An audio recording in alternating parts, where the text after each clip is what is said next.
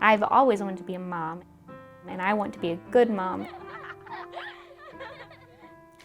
Looking back, it hurts, because I just disappeared one day, and they didn't know why.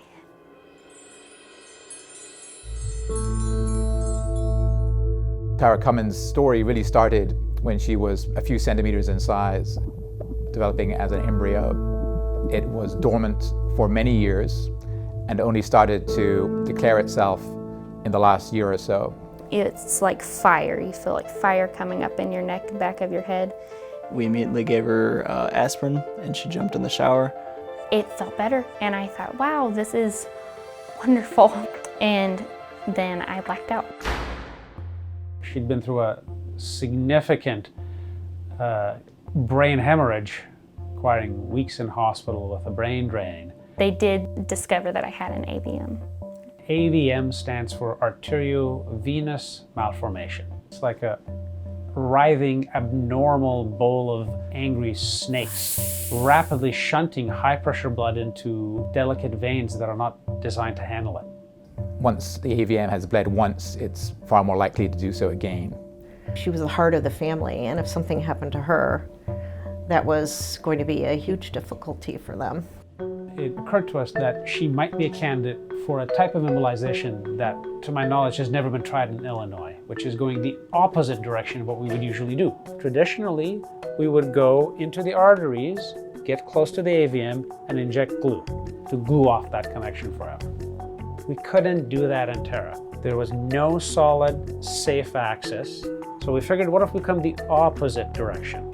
We come through the veins. There's one problem. Blood's going this way. We want the glue to go the other way. That's not gonna work unless you stop the heart and stop the blood from coming at you. He needed our help to stop the heart from pumping blood to the brain during the procedure. We're comfortable doing this in patients for maybe 10 or 15 seconds. Dr. Jerome needed longer than that. 45 seconds increments each time. I think the first comment was, "Are you kidding me?" We had to put the brain on the deepest level of anesthesia that it's possible. It was as closest to the flat line as it can be.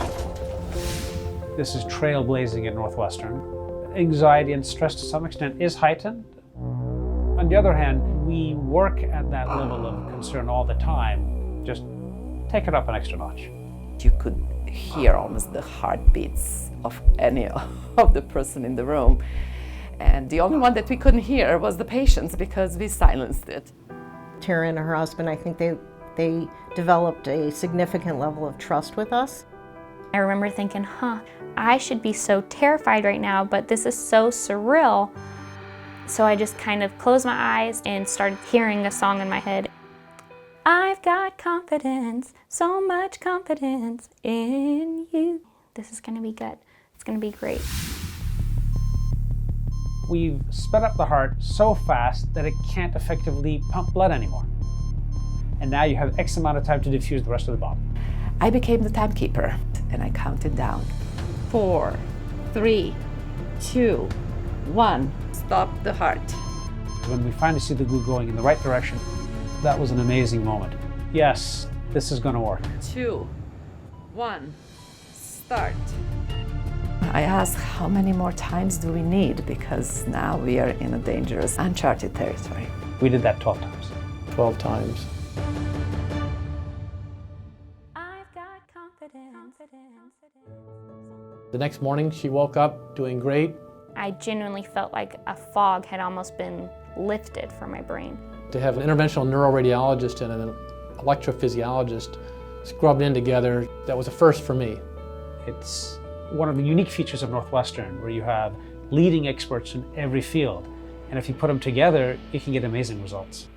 I'm very excited for a future, and I have had countless people contact me and say, I have been so blessed watching you go through this. You've never lost your faith. I've climbed a mountain.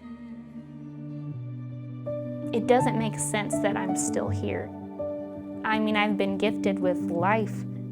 It's a wonderful blessing.